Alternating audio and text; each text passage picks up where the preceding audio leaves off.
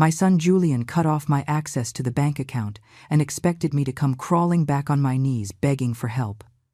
A month passed, and I did not call even once. When he finally drove over to my place and saw whose car was parked in front of the gate, his legs began to tremble. But let me tell you how this all started. I was standing in line at the grocery store with a full cart. I had chosen every product with care, calculating the prices as I always did, because even though there was money in that account, I never stopped being the woman who learned how to stretch every single dollar. I scanned the vegetables, the chicken, the laundry detergent, the medicine for my blood pressure. The cashier smiled and stated the total, $143.20. I swiped my card through the reader. I waited.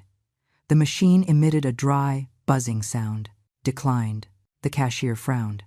I tried again. Declined again. I felt the blood rushing to my face. The people behind me started shifting restlessly. Someone sighed with impatience. The cashier looked at me with that mixture of pity and annoyance that I will never forget.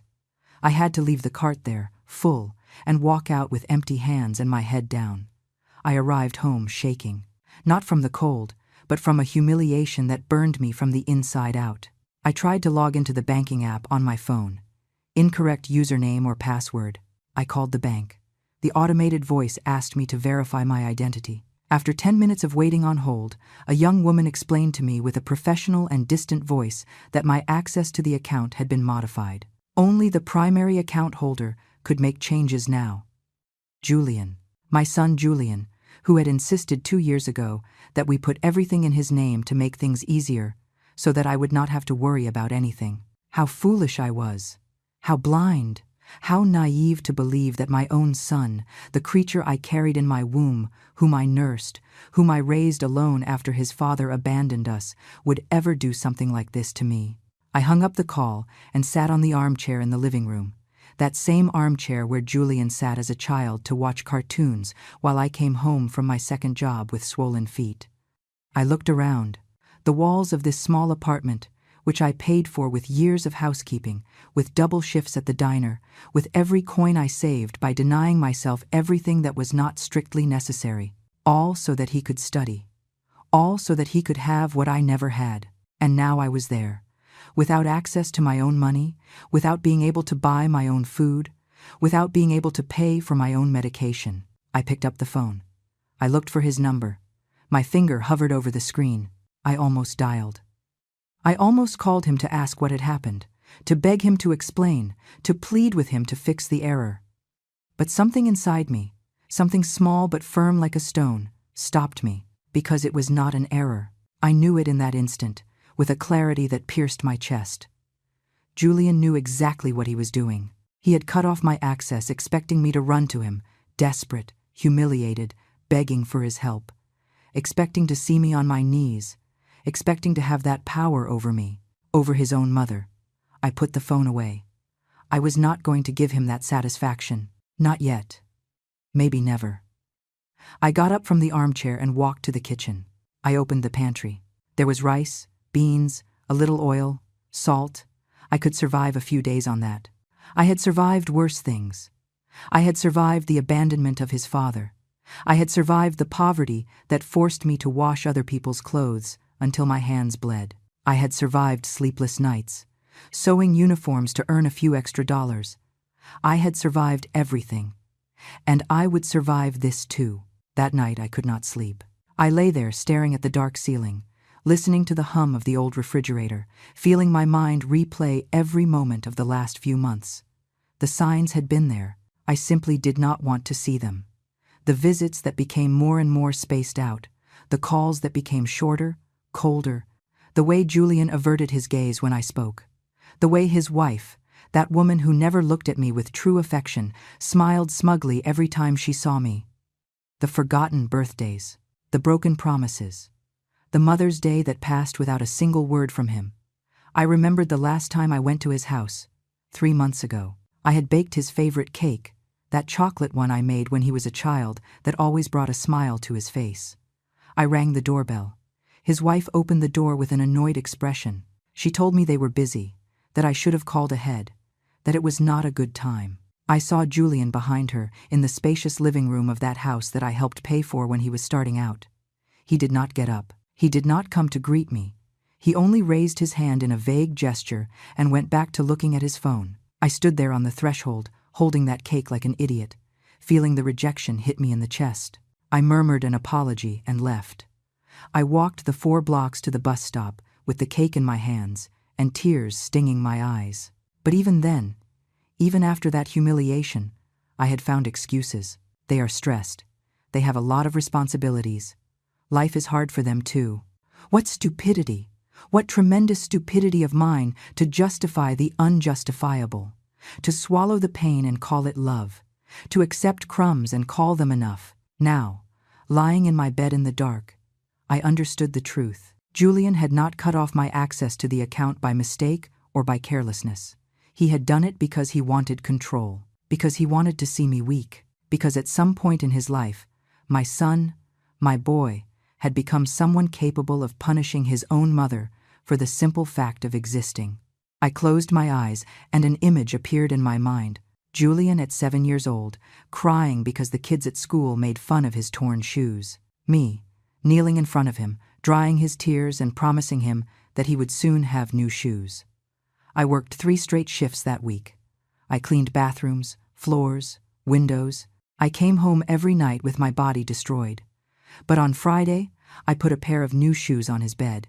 He jumped with joy. He hugged me. He told me I was the best mom in the world. That boy no longer existed. The man he had become was a stranger. A cruel stranger. The following days were a parade of memories that I had buried under layers of excuses and blind hope. Every time I closed my eyes, a different scene appeared. One more piece of the puzzle that I had refused to put together. I remembered Christmas last year. I had saved for months to buy Julian that watch he wanted so much. An elegant watch, one of those that important businessmen wear. It cost me $300. $300 that meant skipping meals, walking instead of taking the bus, not buying the coat I needed for the winter. I wrapped it with the prettiest paper I found. I arrived at his house on the afternoon of December 24th with the gift in my hands and a nervous smile on my face. His wife opened the door. She looked me up and down with that barely disguised contempt that was already familiar to me. She let me in, but she did not invite me to sit down. I remained standing in the entryway while she shouted toward the 2nd floor that I had arrived. Julian came down the stairs reluctantly, as if my presence were an inconvenience in his perfect day.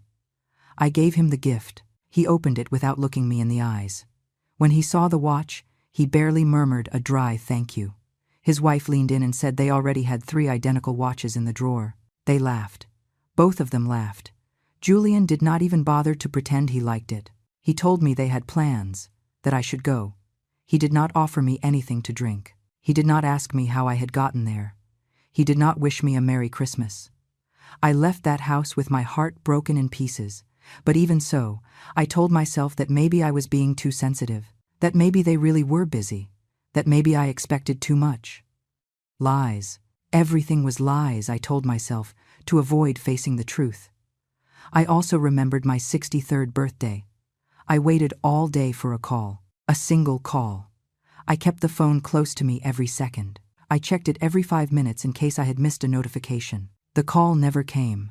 But that night, while I browsed aimlessly through social media to distract myself from the loneliness, I saw the photos. Julian and his wife at a fancy restaurant, smiling, toasting with glasses of wine. The caption said, "Celebrating life and blessings." It was my birthday, and he was celebrating without remembering me. The comments under the photos were from friends congratulating them, asking what they were celebrating. No one mentioned my name. No one knew that it was my birthday that day, because to Julian, I no longer existed. I stared at those photos for hours. My son looked so happy, so free, so relieved not to have to pretend he remembered me. I turned off the phone and cried in the darkness of my room until I ran out of tears. I remembered the day I got sick. It was 6 months ago. A bad flu that left me in bed with a high fever and without strength even to get up for water. I called Julian.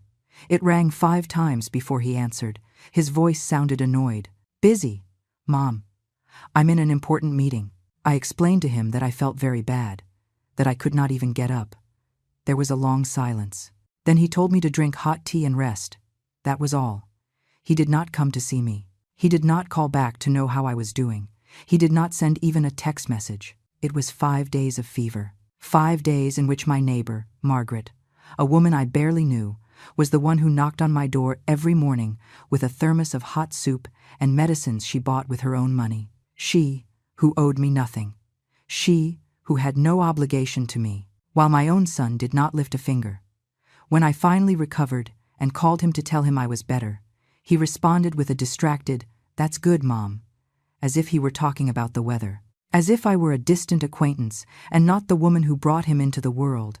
I remembered the times I asked him for help with simple things.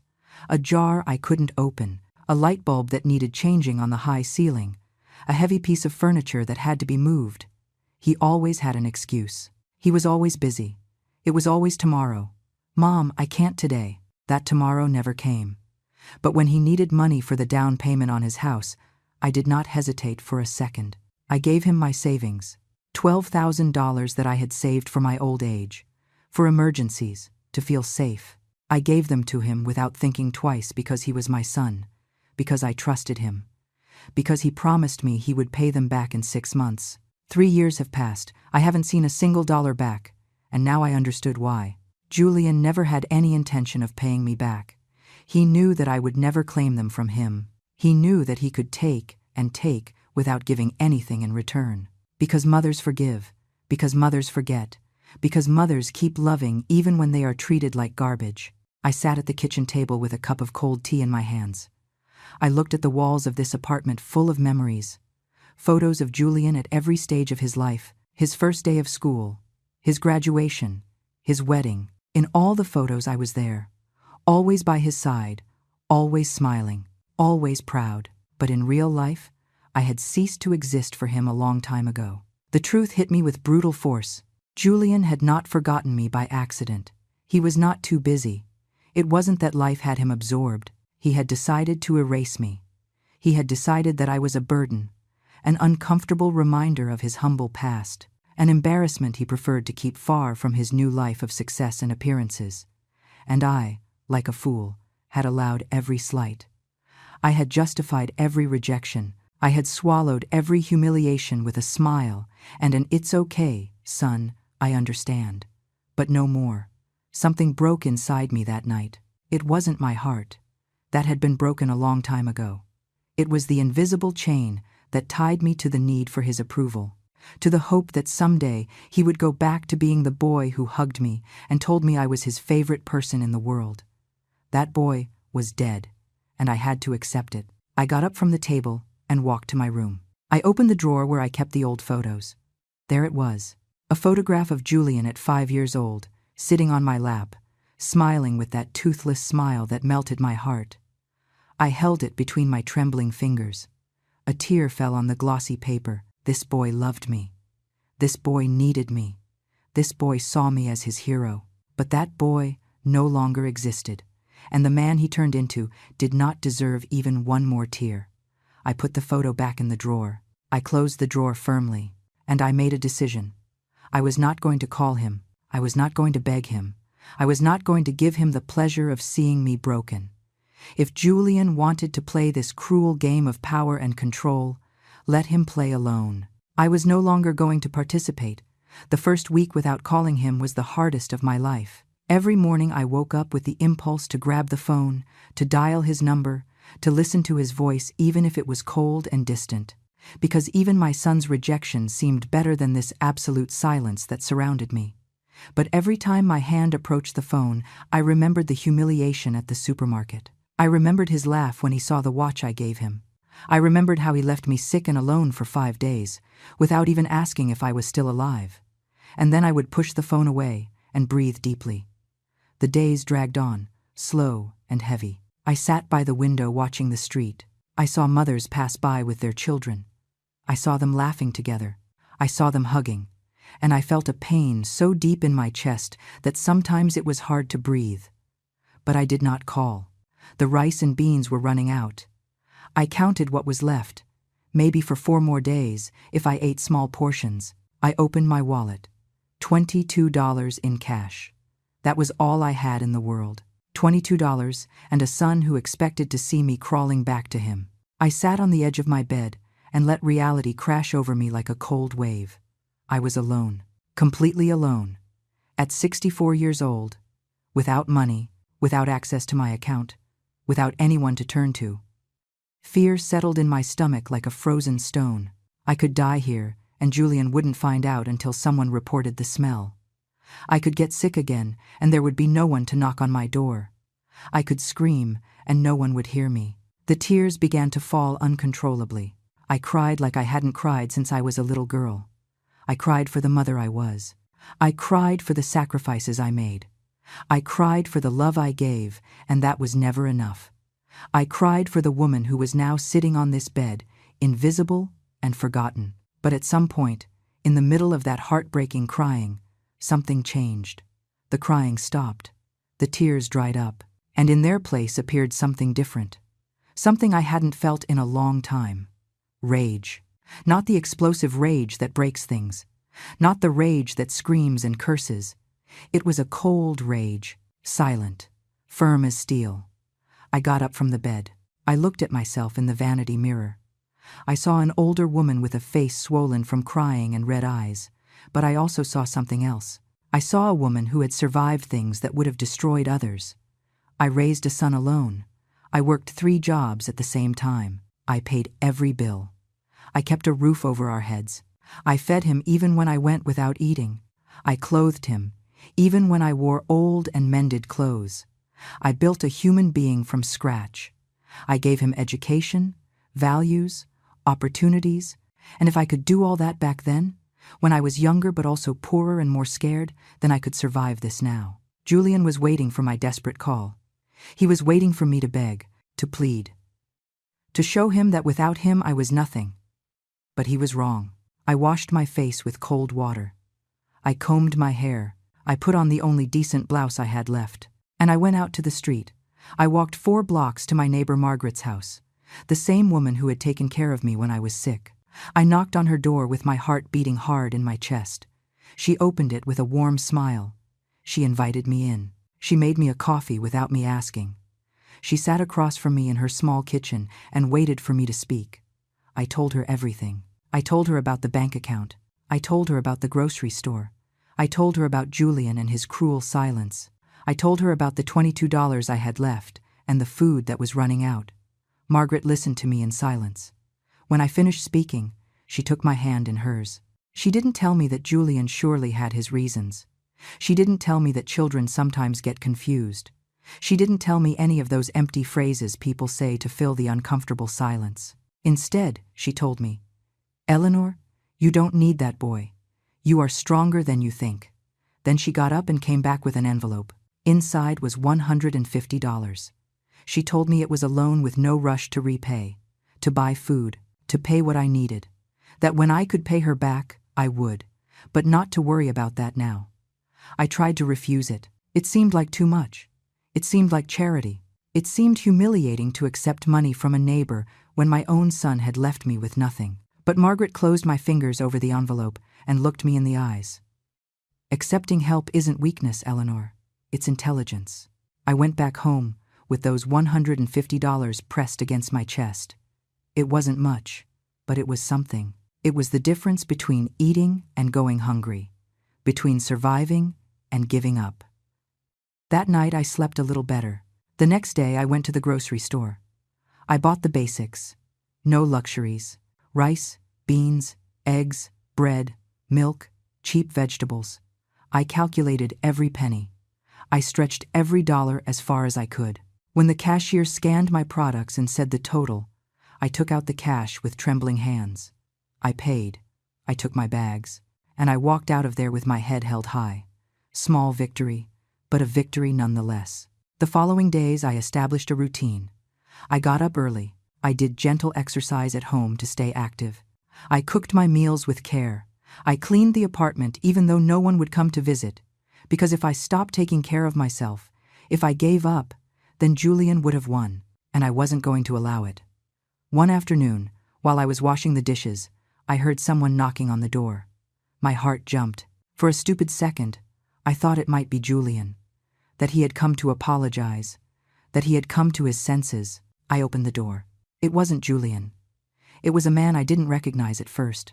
Tall, about 50 years old, well-dressed, but without showing off. He looked at me with a strange expression, a mixture of surprise and something like relief. "Mrs. Eleanor Vance?" he asked with a soft voice. "Yes," I responded cautiously. "Who is asking?" The man smiled. "I don't know if you remember me. I'm Caleb Bennett." The name sounded vaguely familiar, but I couldn't place it. He must have noticed my confusion because he continued speaking. "You helped me 15 years ago. I was a boy who had just arrived in the city. I had nowhere to sleep. I had no money. I was desperately looking for a job. You saw me sitting at the bus stop in the rain. You invited me into your house. You gave me food. You let me sleep on your sofa for 2 weeks until I got a job." The memories began to return. A young boy, thin, with frightened eyes and soaked clothes. I remembered him. I had given him a bowl of hot soup and a blanket. Julian was a teenager then and had complained about having a stranger in the house. But I told him that helping a neighbor wasn't optional. "Caleb," I murmured. "Yes, I remember you." He nodded. "Mrs. Eleanor, I never forgot what you did for me. You didn't know me at all. You had no reason to trust me, but you did. You treated me with dignity when the rest of the world looked at me like garbage." "It was nothing," I said, lowering my gaze. "Anyone would have done the same." "That's not true," he responded firmly. "No one else did. Only you." There was an uncomfortable silence. I didn't know what to say. Caleb continued. "I've been looking for you for months. I wanted to thank you personally. I wanted you to know that thanks to that opportunity you gave me, I was able to build a life. Now I have my own business. I'm doing well. Very well. I'm happy for you," I said sincerely. "But when I finally found you, I started asking some questions. And I found out things that worried me a lot, Mrs. Eleanor." My body tensed. "What things?" "I found out that your son cut off your access to your own accounts, that he left you without resources, that you are going through difficulties." I felt shame burning my cheeks. "That's none of your business," I murmured. "You're right," he said. "It's not my business. But I have a debt to you, a debt I can never fully repay. So let me help you now." "I don't need charity," I responded more harshly than I intended. "It's not charity, Mrs. Eleanor. It's justice." Caleb Bennett didn't wait for my answer. He took a business card out of his wallet and extended it to me. It said, "Caleb Bennett, financial advisor and legal consultant. Tomorrow at 10 in the morning, I have an appointment with a lawyer friend of mine," he said calmly. "I would like you to come with me. We need to review your financial situation. See what options you have, what rights correspond to you." I shook my head. "I don't have money for lawyers." "I'm not charging you anything," he responded. "I'm doing this because I want to, because I must, because 15 years ago you gave me something priceless, dignity and hope. Now let me give you back even a fraction of that." I wanted to refuse. I wanted to tell him I could do it alone. But the truth was that I couldn't. The truth was that I was desperate. And the truth was that maybe, just maybe, this was the sign I had been waiting for, without knowing it. "Okay," I whispered finally. "I'll go." Caleb smiled. "I'll pick you up at 9:30. And, Mrs. Eleanor, this is going to get better, I promise you." He left before I could answer. I remained standing there in the doorway, holding his card between my fingers, feeling that something was changing. I didn't know exactly what, but something was moving in the shadows of my life. That night I almost didn't sleep. I tossed and turned in bed thinking about what a lawyer could do, about what rights I could have, about whether there was any way to recover even something of what Julian had taken from me. At 9 in the morning, I was already dressed and ready. I put on my best dress, the one I saved for special occasions. I applied light makeup. I combed my hair with care. I wanted to look dignified. I wanted to look strong. Caleb arrived punctually in an elegant car. He opened the passenger door for me like a true gentleman. During the ride, he asked me basic things. How had I been these years? Was I still living in the same apartment? Did I need anything urgent? I told him the essentials. I didn't go into details about Julian. It still hurt too much to talk about that naturally. We arrived at a modern building downtown. We went up to the 5th floor. The office was spacious and bright. On the door it said, Arthur Richardson, family and estate attorney. A man of about 60, with gray hair and a kind look, received us with a warm smile. He shook my hand firmly. Mrs. Vance, it is a pleasure to meet you. Caleb has told me a little about your situation. Sit down, please. We are going to review everything calmly. I sat in a comfortable chair across from his desk.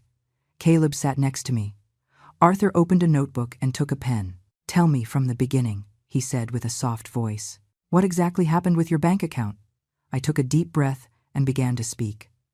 I told him how Julian had convinced me to put everything in his name, how he had promised me it was to make things easier, how I had trusted him blindly. I told him about the day at the supermarket, about the call to the bank, about the month I had spent without access to my own money. Arthur listened, taking notes. From time to time he asked specific questions. Since when was the account in Julian's name? Had I signed any documents? Was there any proof that I had contributed to that money? I explained that my late husband's widow's pension was deposited into that account, that I had also contributed my savings, that technically part of that money was legally mine. Arthur nodded slowly. This is financial abuse, he said with a firm voice, and potentially it is a crime. Your son cannot simply cut off your access to funds that legally belong to you, especially if your pension is deposited there. I felt something stir in my chest. You mean I can do something? Not only can you, Mrs. Vance, you must. This is a violation of your rights, and there are legal ways to recover what is yours. But he is my son, I murmured. I don't want to get him in trouble. Arthur looked at me with a mixture of compassion and firmness. Mrs. Vance, your son left you without money to eat. He left you without access to your medication. He put you in a situation of extreme vulnerability. He is already in trouble, trouble that he created himself. Tears began to well up in my eyes. I couldn't avoid it. All this was too much, too real, too painful. Caleb handed me a tissue. Arthur waited patiently for me to compose myself. What do I need to do? I asked finally, with a trembling voice. Arthur leaned back in his chair. First, we are going to request your bank records. We are going to prove that you have a legal right to those funds. Then we are going to send a formal letter to your son, demanding that he restore your access immediately. If he refuses, we will proceed legally. And if he says the money is his, that I have no right to anything, then we will go to court. And believe me, Mrs. Vance, judges do not look kindly on children who financially abuse their elderly parents, especially when there is clear evidence that you contributed to those funds. But that will take time, I said, feeling overwhelmed. And I need money now, to eat, to survive. Arthur looked at Caleb. Caleb nodded as if they had discussed this previously. We already thought of that, Caleb said. While the legal matters are resolved, I am going to help you with your basic expenses. It is not a loan. It is a gift, and I will not accept a no for an answer. I tried to protest, but Caleb raised his hand. Mrs. Eleanor, you gave me shelter and food when I had nothing. You treated me as if I were your own son. Let me do this, please. I didn't know what to say. The words got stuck in my throat. I could only nod while tears ran down my cheeks. Arthur continued explaining the process to me.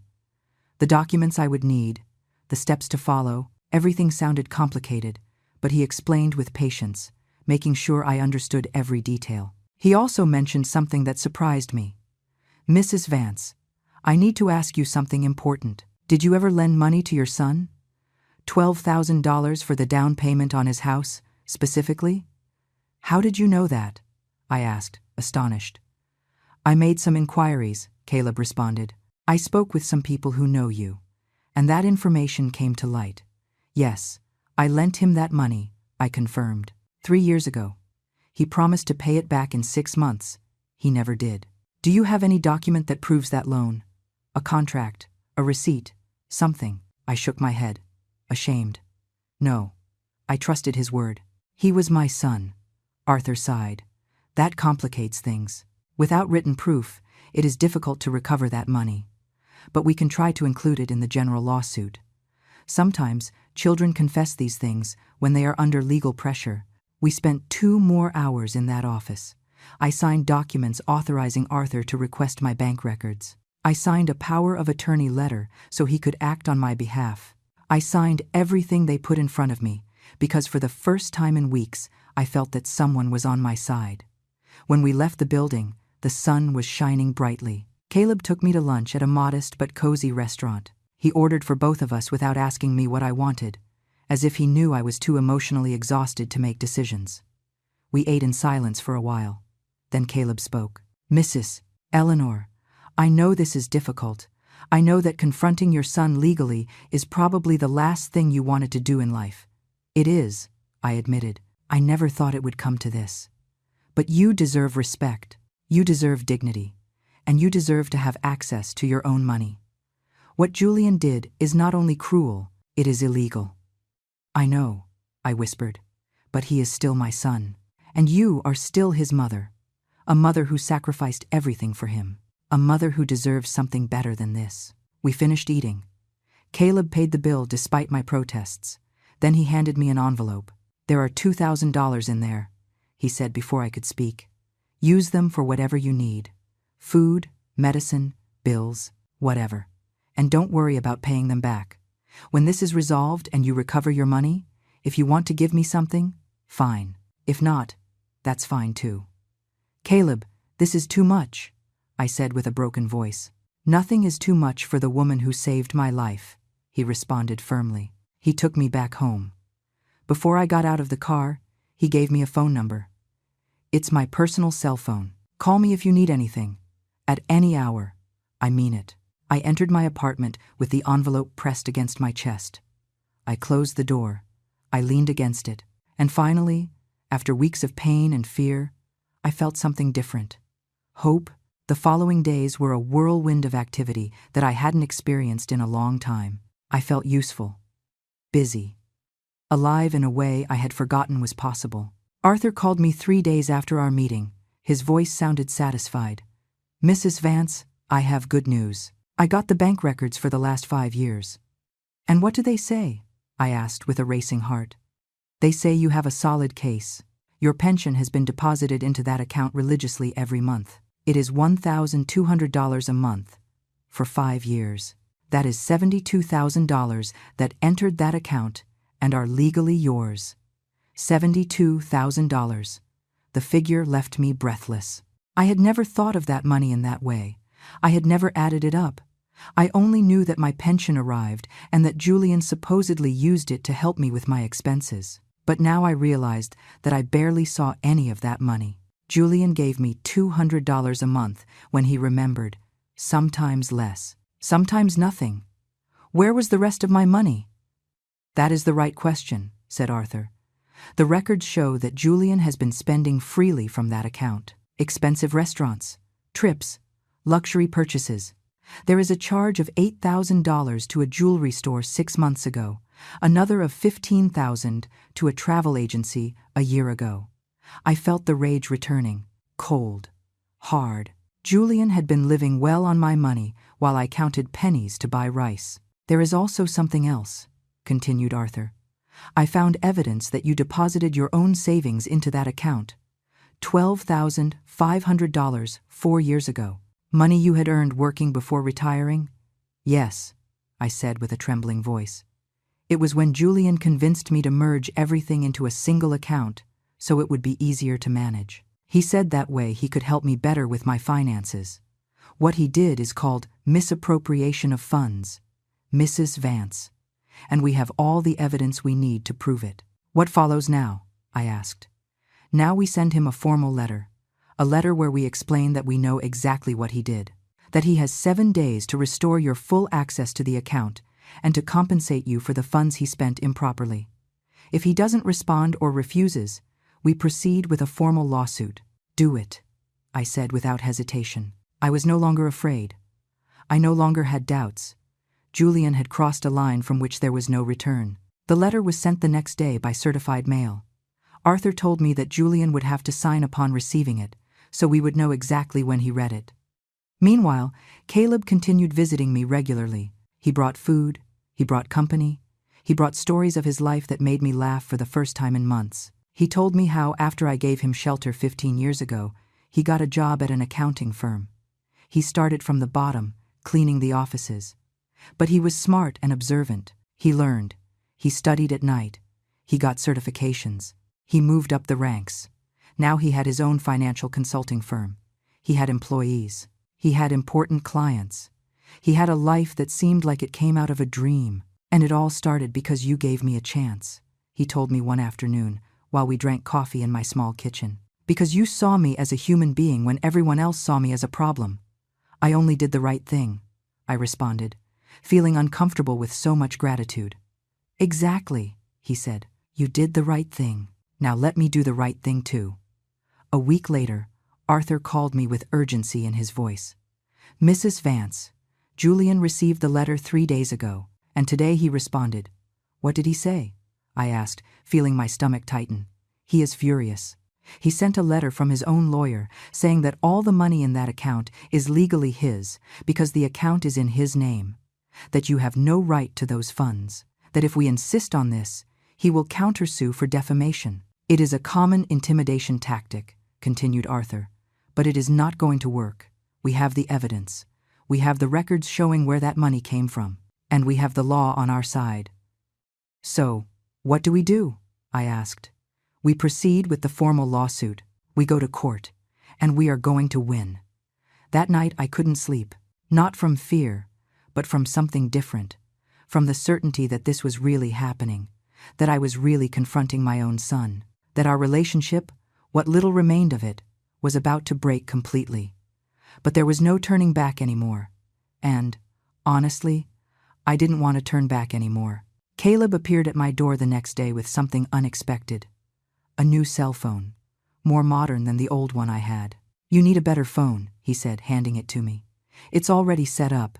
It already has my number and Arthur's. And I also bought an unlimited data plan so you can call and use the internet without worrying. I tried to refuse it, but he insisted. Besides, he said with a smile, I need you to be able to receive emails because I have something else for you. What is it? I asked, confused. I sat in front of my laptop that he had brought. Caleb opened several documents on the screen. I did a complete investigation of your financial situation, he explained. And I found something interesting. You worked for 25 years for a cleaning company, right? Yes, I confirmed. Until I retired 6 years ago. That company had a retirement fund for its employees. A fund to which you contributed automatically from your salary every month. It is a small amount, but over 25 years it accumulated. I knew nothing about that, I said, surprised. Most employees didn't know, Caleb responded. The company didn't make much effort to inform them, but I investigated. I spoke with them. And it turns out you have $8,500 in that fund that you never claimed. $8,500. Another number that seemed unreal. How is it possible they never told me? I asked. They sent a letter to your address when you retired, but according to their records, the letter was returned, probably because you had already moved to this apartment. Caleb took some forms out of his briefcase. You need to sign these documents to claim that money. The process takes approximately 3 weeks, but that money is yours. Legally, without dispute. I signed the papers with trembling hands. I couldn't believe what was happening. Money that I thought I didn't have. Money that was mine by right. Money that meant independence. But that's not all, continued Caleb. I also checked if you qualify for any assistance programs for seniors, and it turns out you do. There is a state program that can provide you with an additional $200 a month for medical expenses and food. How did I not know anything about this? I asked, feeling overwhelmed. Why didn't anyone tell me, Mrs. Eleanor? Because probably Julian was never interested in finding out. He wanted you to depend on him, to need him, because that gave him power. The following days were of intense paperwork, signatures, forms, documents. Caleb helped me with everything. Arthur, too. Between the two of them, they were building a legal and financial shield around me. And slowly, very slowly, I began to feel different. I began to feel powerful. 2 weeks later, I received an email on my new phone. It was from the cleaning company where I worked. They confirmed that my application had been approved. The $8,500 would be deposited into my new account. The account Caleb had helped me open at a different bank. An account where only I had access. I cried when I read that email. Not from sadness, from relief, from gratitude, from victory. Caleb called me that same afternoon. "I have one more surprise for you," he said with a mysterious voice. "I'm going to pick you up tomorrow at 10. Wear something nice." "What surprise?" I asked. "You'll see," he responded and hung up. The next morning I got ready with care. I put on my best dress. I did my makeup. I did my hair. When Caleb arrived, he whistled with admiration. "You look beautiful, Mrs. Eleanor." He took me to a car dealership. An elegant dealership with shiny and gleaming cars. He parked and looked at me with a smile. "What are we doing here?" I asked, confused. "You need transportation," he said simply. "And I need to buy a new car. So we are going to kill 2 birds with 1 stone." "I don't understand.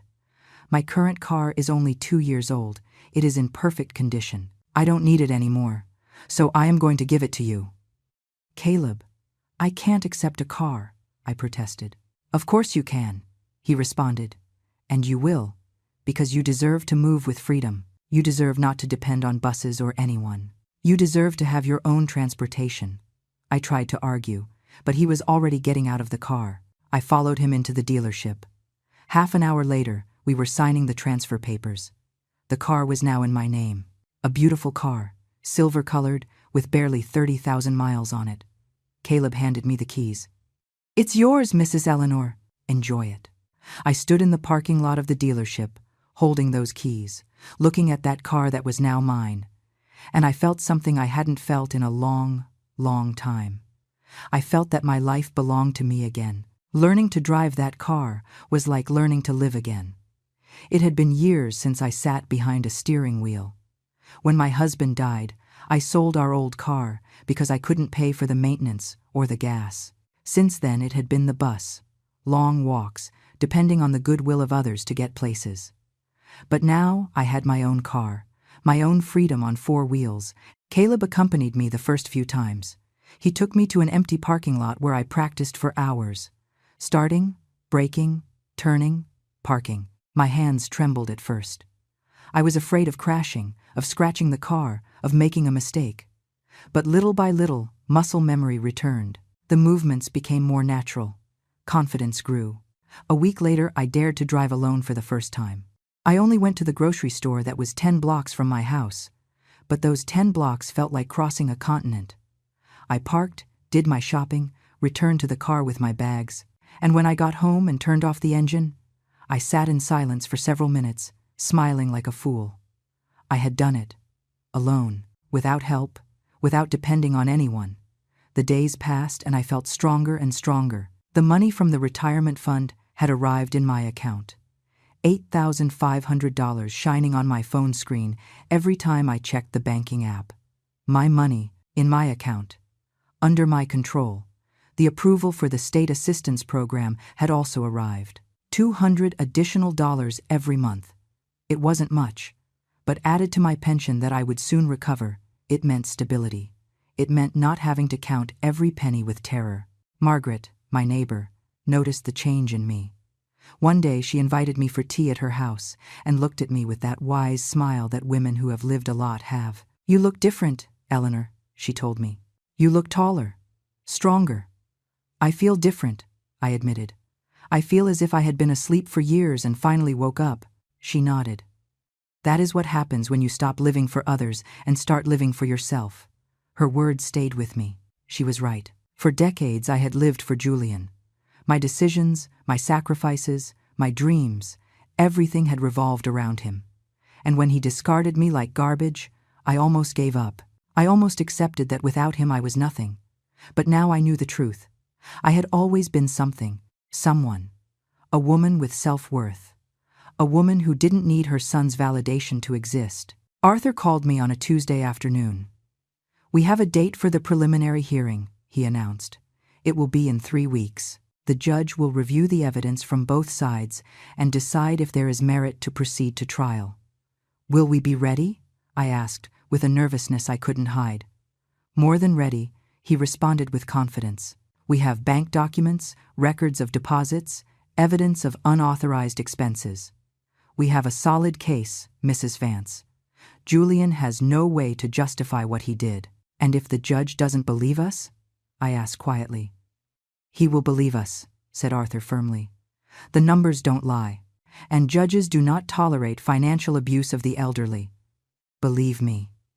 I hung up the phone and stared out the window. In 3 weeks, I would see Julian face to face. In 3 weeks, I would have to look him in the eyes, knowing that I had taken him to court, knowing that our relationship, if anything was left of it, would be destroyed forever. Part of me still hurt. The part that was a mother. The part that remembered the boy who once hugged me and told me I was his hero. That part wanted to cry, wanted to give up, wanted to call him and say, let's forget all this. But the other part of me, the part that had grown and strengthened these last weeks, knew that I couldn't do it. I knew that Julian needed to face the consequences of his actions, and I knew that I deserved justice. I decided to prepare for that encounter. I didn't want to arrive at the courthouse feeling weak or scared. I wanted to arrive feeling powerful. I started taking better care of myself. I walked every morning in the nearby park. I bought nutritious food with the money I now had. I allowed myself small luxuries that I previously considered impossible.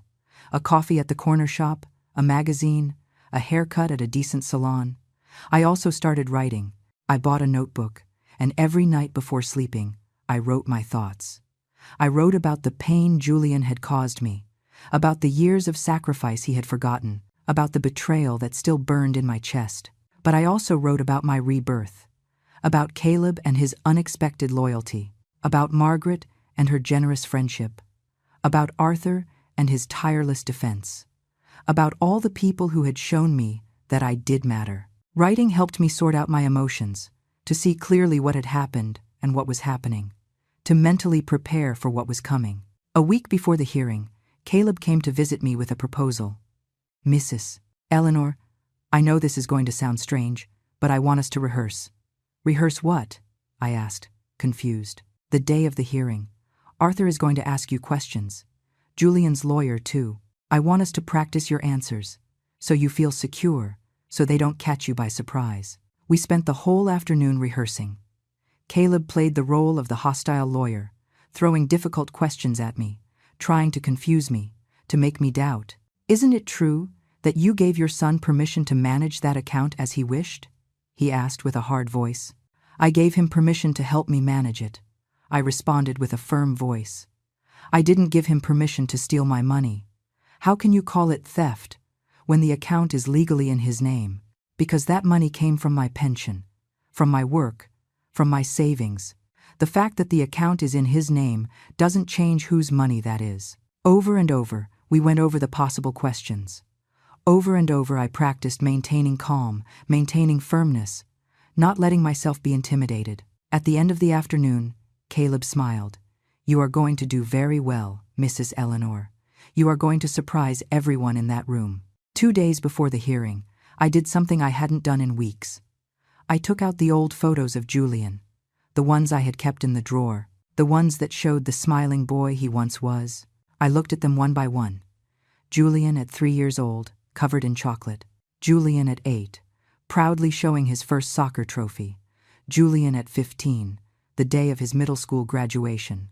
Julian at 22, the day he graduated from college. In every photo I was there, behind him, by his side, holding him, applauding him, loving him. But he no longer saw me. He no longer valued me. He no longer loved me the way a son should love his mother. I put the photos back in the drawer. I closed the drawer gently, and I decided I wouldn't take them out again. Not because I wanted to forget, but because I needed to move on. The night before the hearing, I couldn't sleep. I tossed and turned in bed, imagining how it would be, how I would feel seeing Julian after almost 2 months without contact. What expression would be on his face? If he would feel shame, if he would feel regret, if he would feel anything. At 6 in the morning I got up. I showered with hot water, letting the steam fill the bathroom. I dressed in the most elegant suit I had, a gray outfit I had bought at a thrift store, but that looked dignified and professional. I applied makeup carefully. Not too much, just enough to look rested and confident. I combed my hair back into an elegant bun. When I looked in the mirror, I saw a woman I didn't fully recognize. A woman with a straight back, with a steady gaze, with a jaw set in determination. This was me now. No longer the pleading mother. No longer the woman who accepted crumbs. No longer the one who apologized for existing. Caleb arrived promptly at 8. He opened the car door for me with an encouraging smile. Arthur was waiting for us at the entrance of the courthouse with his briefcase full of documents. "Are you ready?" he asked me. I took a deep breath. "I'm ready." We entered the building. Our steps echoed in the marble hallways. The air smelled of old paper and pending justice. And then, turning a corner, I saw him. Julian was standing in front of the courtroom. He was wearing an expensive suit. Beside him was his lawyer, a tall man with a serious expression. And next to him, his wife, looking at me with barely concealed contempt. Our eyes met, and in that moment, when I saw the expression on his face, a mixture of shock, rage, and something like fear, I knew I had made the right decision. I wasn't going to back down. I wasn't going to give up. I wasn't going to give him the pleasure of seeing me broken. I raised my chin. I held his gaze without blinking, and I walked toward the courtroom with my head held high. The courtroom was smaller than I had imagined. Cream-colored walls, rows of wooden benches, and at the front, the bench where the judge would sit to decide our fate. Arthur guided me to our table. Caleb sat in the first row behind us, his silent presence comforting. On the other side of the room, Julian took a seat next to his lawyer. He didn't look at me again. He kept his eyes front, his jaw tense, his hands clenched on the table. His wife sat behind him, glaring at me, as if I were the villain of this story, as if I were the one who had done something wrong. "All rise," announced the bailiff. The judge entered. A man of about 60, completely white hair, serious expression but not cruel. He sat down and signaled us to do the same. "Case number 47328, he read from his computer. Eleanor Vance versus Julian Vance. Dispute over access to funds and misappropriation. Let's proceed." Arthur stood up. "With your permission, Your Honor, I would like to present my client's situation first." The judge nodded. "Go ahead." Arthur began to speak. His voice was clear, firm, professional. He explained how Julian had convinced me to put the account in his name, how he had cut off my access without notice, how he had left me without resources for basic needs. Then he presented the evidence. The bank records projected on a large screen. The monthly deposits of my pension clearly marked, the excessive withdrawals and expenses Julian had made. "A charge of $8,300 to a jewelry store," pointed out Arthur. "Another of $15,200 to a travel agency. Multiple charges at luxury restaurants, totaling more than $20,000 in the last year. All this while my client survived on rice and beans." The judge studied the documents with attention. He made notes. From time to time he looked up at Julian, who sank lower and lower in his chair. "We also have evidence," continued Arthur, "that Mrs. Vance deposited $12,500 of her own savings into this account 4 years ago. Money she earned working. Money that Mr. Vance has used as if it were his own." Julian's lawyer stood up. "Objection, Your Honor. The account is legally in my client's name. He has every right to manage those funds as he deems appropriate." The judge looked at him with a raised eyebrow. "Even when those funds come from his elderly mother's pension? Even when he left her without access to her own money? Even when she needed that money to survive?" The lawyer hesitated. Mr. Vance was trying to protect his mother from unnecessary expenses, trying to ensure the money was used wisely. "By buying $8,000 worth of jewelry?" asked the judge with a dry tone. "Is that protection or appropriation?" An uncomfortable silence filled the room. The judge turned to Julian. "Mr. Vance, stand up." Julian stood up slowly. His face had lost all color. "Explain to me," said the judge, "how spending $8,000 at a jewelry store protects your mother. Explain to me how $15,000 trips are for her benefit." Julian opened his mouth, but no sound came out. His lawyer whispered something in his ear. Julian cleared his throat. I thought the money was for family use, he stuttered. For all of us. That money is your mother's pension, responded the judge with a cold voice. It is not a family fund.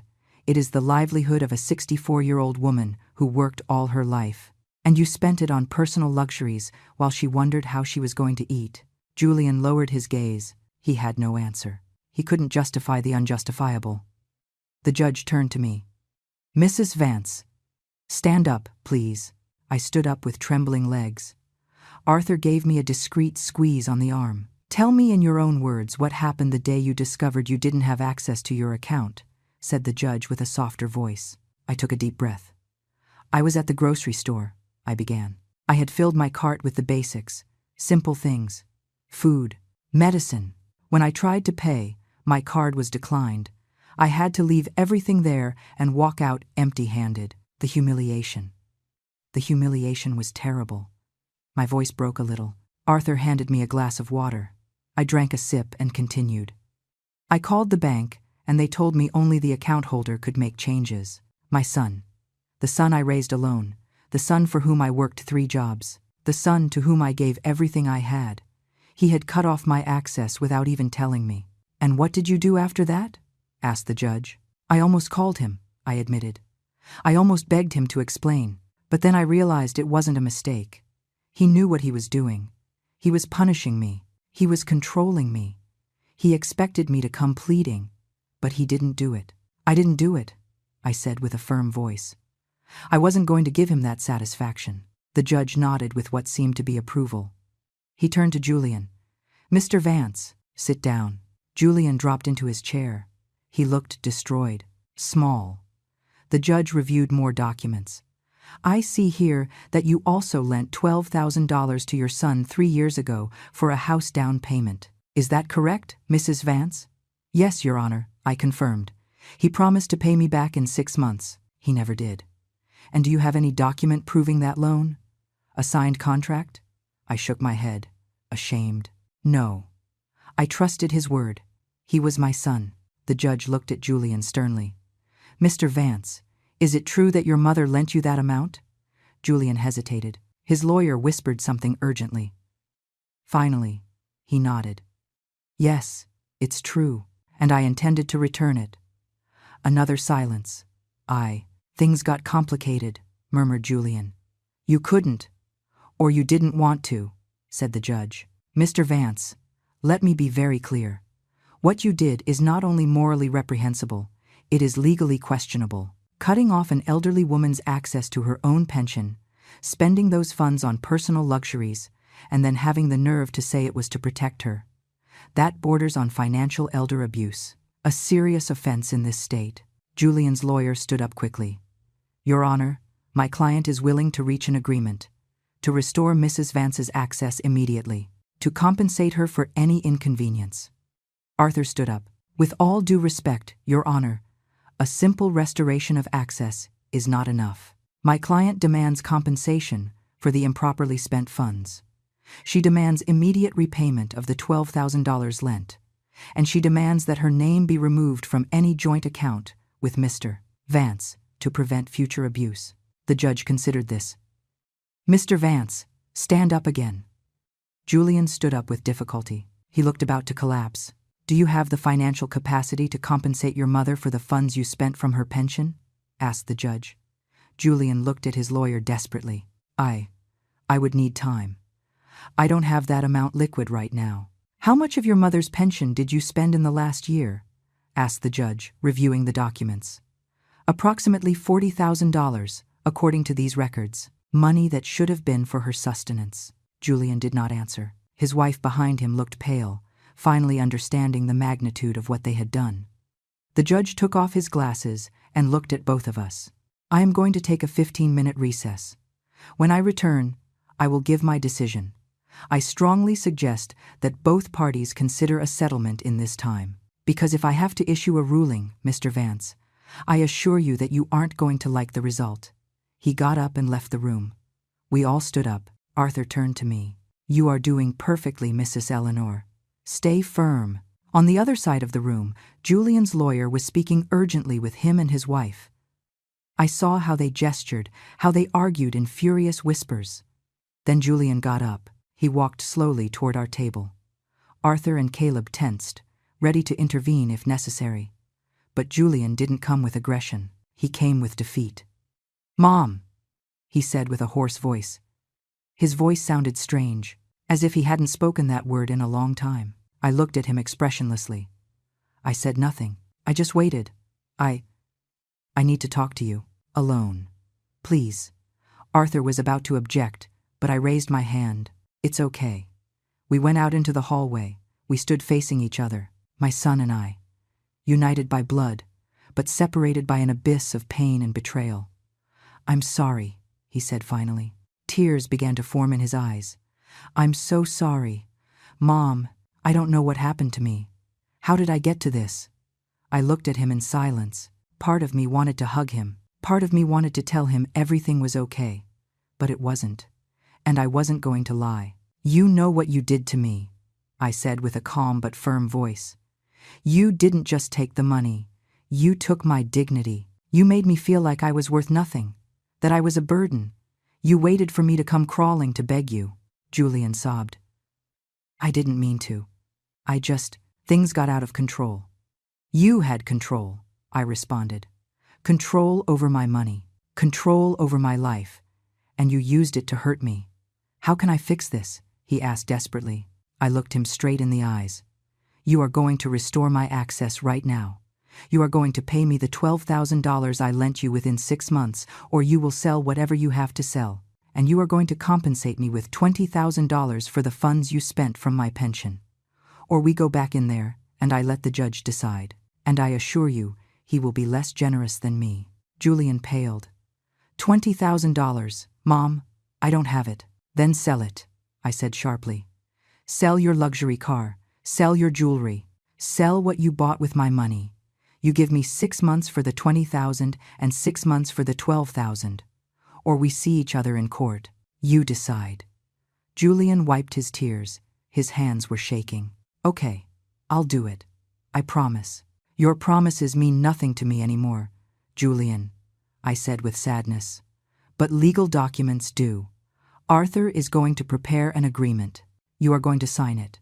And if you breach it, you will lose much more than money." We returned to the courtroom. Julian spoke with his lawyer. When the judge returned, Arthur announced that we had reached an agreement. The judge listened to the terms. He nodded with approval. "That seems fair to me. Prepare the documents. I want them signed before you leave this building." An hour later, everything was signed and notarized. Julian avoided my gaze. His wife ignored me completely. I walked out of the courthouse with my head held high. I had won, not just the money. I had won my dignity back. The days after the hearing were strange, silent in a different way.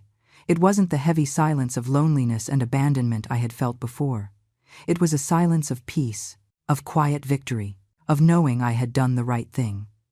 2 days after the trial, I received a notification from my bank. My access had been completely restored. I opened the app on my phone, and there it was. My account, my money, my control. There were $11,200 in the account. It wasn't all that should have been there. Julian had spent so much, but it was a start. And with the payments he would have to make, eventually I would recover what belonged to me. The first thing I did was transfer all that money to my new personal account, the account where only I had access, where no one could touch a penny without my permission. Then I closed the joint account with Julian forever. That afternoon, Margaret came to visit me with a cake she had baked. She sat with me at my small kitchen table and looked at me with those wise eyes that had seen so much in life. "You did it," she said simply. "You reclaimed your life." "Yes," I responded, feeling tears threatening to come out. "I did it. But it feels weird, like I won something, but I also lost something." "You lost the illusion," said Margaret softly. "The illusion that your son was who you thought he was. And that hurts. It always hurts.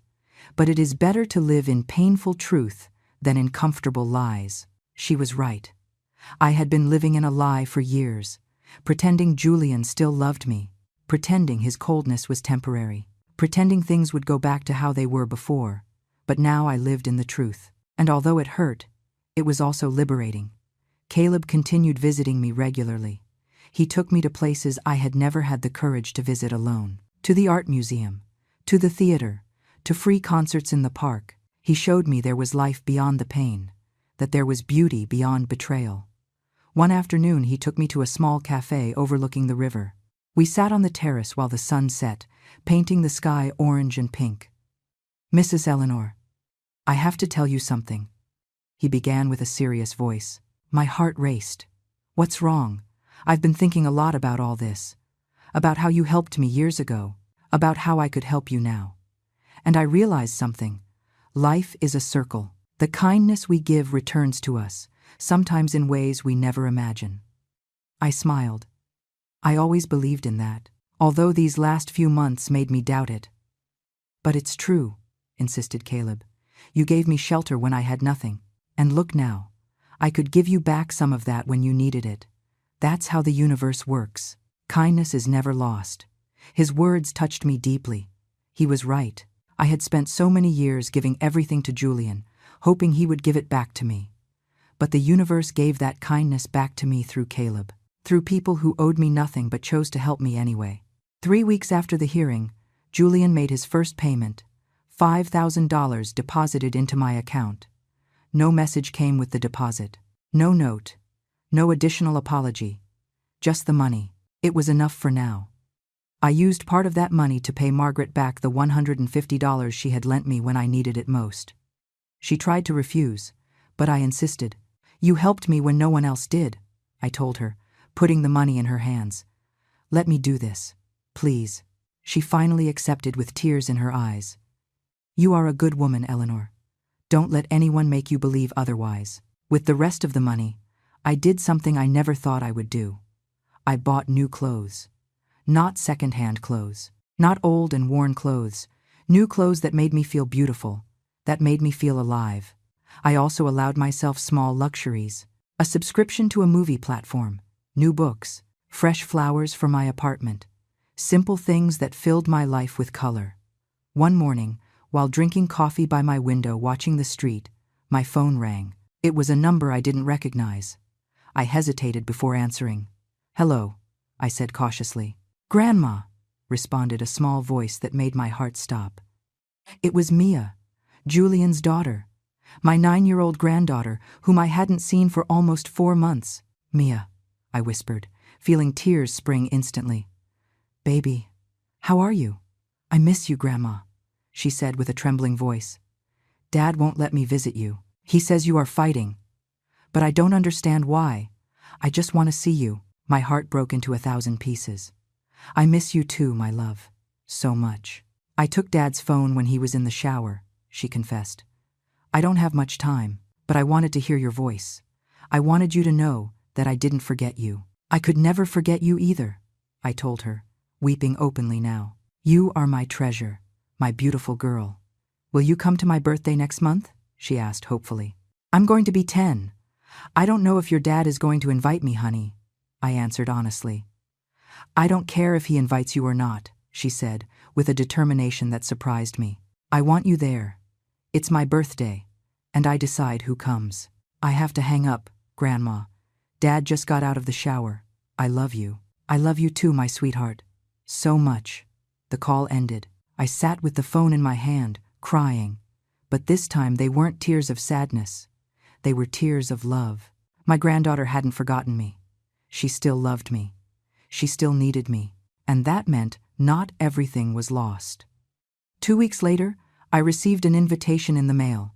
An invitation handmade with colored crayons. To Grandma Eleanor. From Mia. "My birthday party. Please come." Inside was a note in the messy handwriting of a 9-year-old girl. "Grandma, I told Dad that if you don't come, I don't want the party.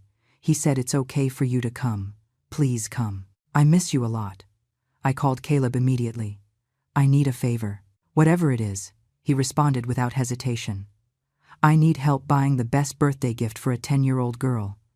And I need the courage to face my son again." Caleb laughed. "The gift we can get easily. And the courage, Mrs. Eleanor, You already have it. You just need to remember it. On the day of Mia's birthday, I got ready carefully. I put on one of my new dresses. I did my makeup. I did my hair. I wanted my granddaughter to see me radiant. I wanted her to know that her grandmother was okay. Caleb accompanied me. He insisted on being present in case I needed moral support. We arrived at Julian's house at 3 p.m, exactly as the invitation said. The door was open. There were balloons and decorations everywhere, kids running and laughing. And there, in the middle of it all, was my Mia. When she saw me, her little face lit up like a Christmas tree. "Grandma!" she shouted, running toward me. I caught her in my arms and hugged her with all my strength. She smelled like strawberry shampoo and cake. She felt warm and alive and perfect. "You came," she sobbed against my shoulder. "I thought you wouldn't come. Nothing in this world could have stopped me from coming," I whispered in her ear. Nothing. Julian appeared in the doorway. He looked at us uncomfortably. His wife was behind him with an illegible expression. "Eleanor," said my son with a tense voice. "Thanks for coming. Thanks for allowing me to come," I responded with polite coldness. Mia took me by the hand and dragged me inside. She showed me every decoration. She introduced me to all her friends. She made me feel as if I were the guest of honor. During the whole afternoon, Julian avoided me. We didn't speak beyond forced pleasantries, but it didn't matter. I hadn't come for him. I had come for my granddaughter. When they blew out the candles and cut the cake, Mia looked for me among all the guests. She smiled at me, and in that moment I knew this was enough. I hadn't recovered my son. Maybe I would never recover him. But I hadn't lost my granddaughter, and that was more valuable than any amount of money. At the end of the party, when the guests left, I helped clean up despite the protests of Julian's wife. Mia stayed glued to me the whole time, as if she feared that if she let go, I would disappear. When it was finally time to go, Mia hugged me tight. "You're going to come see me again, right? You're not going to disappear again?" "I will come," I promised her. "I swear. Now that I know you want me here, nothing is going to stop me." Julian walked me to the door. Before I left, he spoke in a low voice. "Mom, I know I have no right to ask you for anything, but thank you. Thank you for coming.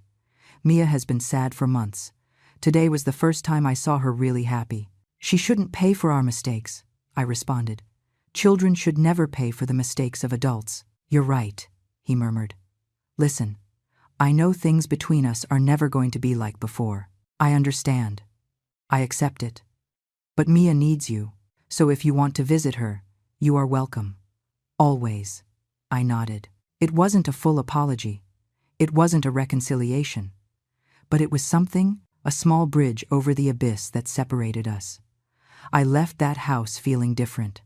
I hadn't recovered my son, but I had recovered something more important. I had recovered my dignity, my strength, my life. And I had kept my granddaughter's love. And that was everything. It has been 6 months since that day in court. 6 months since I recovered my life.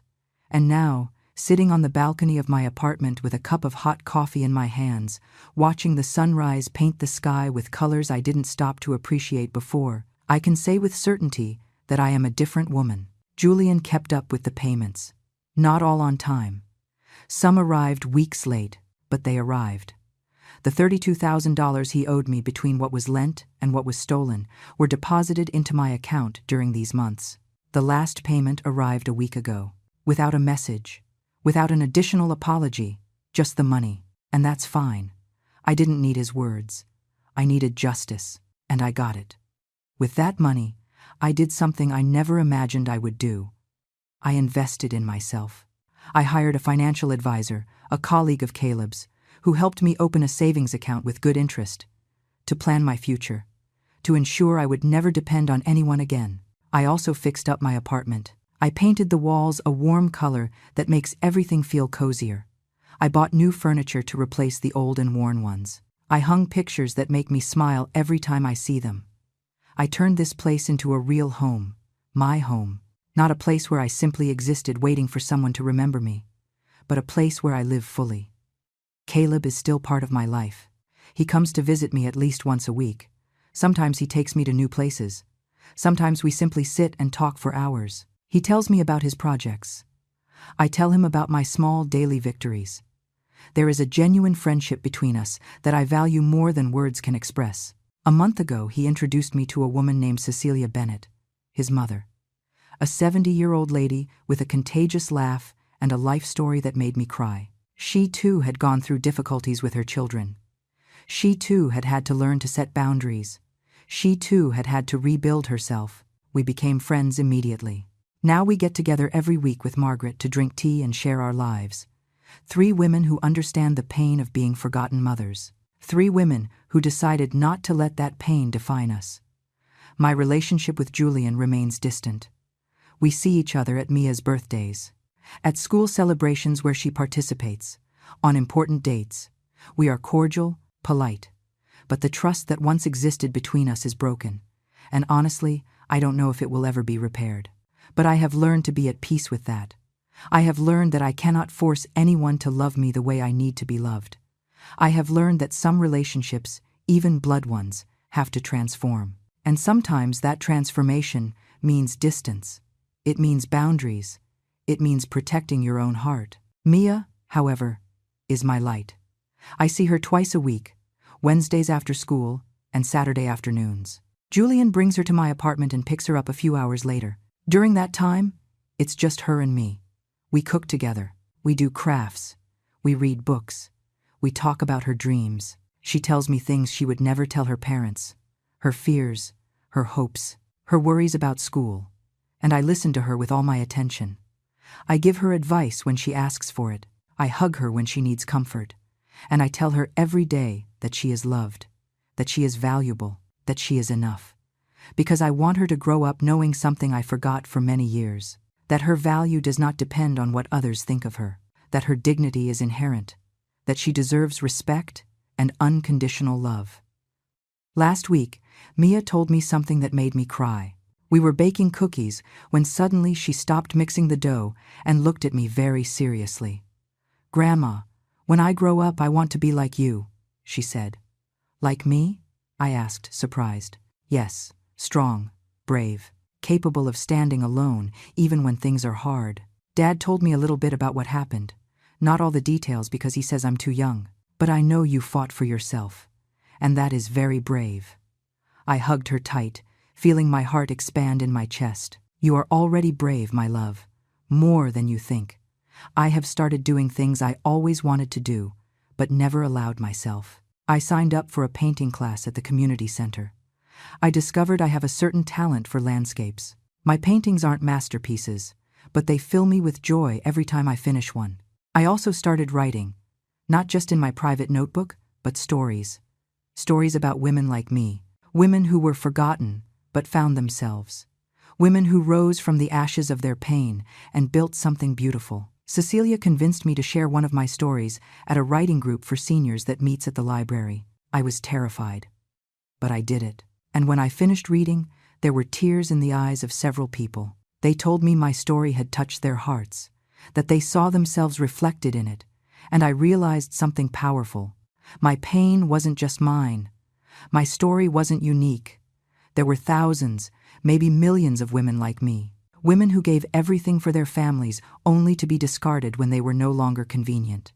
Women who deserved to be heard, to be validated, to be honored. 2 weeks ago, I did something I never thought I would do. I donated $5,000 to a shelter for elderly women in abandoned situations. Women who didn't have the luck I had, who didn't have a Caleb appear in their lives, who didn't have an Arthur to fight for them. When I handed over the check, the shelter director hugged me with tears in her eyes. "You don't know how many lives you are going to change with this," she told me. But I did know, because someone changed mine. And now, it was my turn to do the same for others. Yesterday afternoon, I was watering the plants on my balcony when the doorbell rang. I opened the door, and there was Julian. Alone. Without Mia. Without prior notice. "Can we talk?" he asked with a soft voice. I let him in. I offered him coffee. We sat in my new living room with an uncomfortable distance between us. "Mom," he started, and then stopped. He cleared his throat. He tried again. "I've been going to therapy. Since the trial," my wife insisted. "And I've been working on a lot of things. I'm glad. I said sincerely. The therapist made me see things I didn't want to see. How I treated you. How I used you. How I took for granted everything you did for me. And I want you to know that I am ashamed. Deeply ashamed. It's okay, I said, although I wasn't sure it was. No, it's not okay, he responded with a broken voice. Nothing I did is okay. I treated you worse than a stranger, worse than anyone. And you are my mother, the woman who sacrificed everything for me. Tears ran down his face now. I don't know if someday you can forgive me, and I would understand if you can't, but I needed to tell you that I'm sorry, truly, and that I'm going to spend the rest of my life trying to be better, to be the son you deserved from the beginning. I said nothing for a long moment. I just watched him cry. I watched the man he had become, finally facing what he had done. Julian, I said finally, I don't know if things between us will ever be like before. Honestly, I don't think they can be. There are things that once broken cannot be completely repaired. But I appreciate your apology, and I appreciate that you are working on yourself. He nodded, wiping his tears. That's all I can ask. He stayed for another hour. We talked about superficial things, about the weather, about Mia and her school performance, about his work. It was strange, but not terrible. And when he left, he hugged me. A clumsy and uncomfortable hug, but a hug nonetheless. I don't know what the future holds for our relationship. I don't know if we will ever be close again, but I know that I am going to be okay regardless of what happens, because I finally learned the most important lesson of my life. My value does not depend on how others treat me. My dignity is not subject to anyone's approval. My life belongs to me, and I am enough. I always was. This morning I woke up with the sun coming through my window. I made my favorite coffee. I sat on my new balcony, and I smiled. I smiled because I am alive, because I have a roof over my head that I paid for with my own effort, because I have food in my pantry and money in my account, because I have true friends who value me, because I have a granddaughter who loves me unconditionally. I smiled because I survived. And not only did I survive, I was reborn. I am Eleanor Vance. I am 64 years old, and my life is just beginning. To all the women reading this, who perhaps see themselves reflected in my story, I want to tell you something. If someone makes you feel invisible, if someone discards you as if you were worth nothing, if someone abuses your kindness and your love, remember this: you are valuable, you matter, and you deserve to be treated with dignity and respect. Don't be afraid to set boundaries. Don't be afraid to defend yourself. Don't be afraid to stand alone if necessary, because sometimes the greatest strength is not in enduring, it is in saying enough. And you, reading this now, tell me, have you ever felt like someone tried to erase you from your own story? Did you ever have to fight for your dignity against someone who was supposed to love you?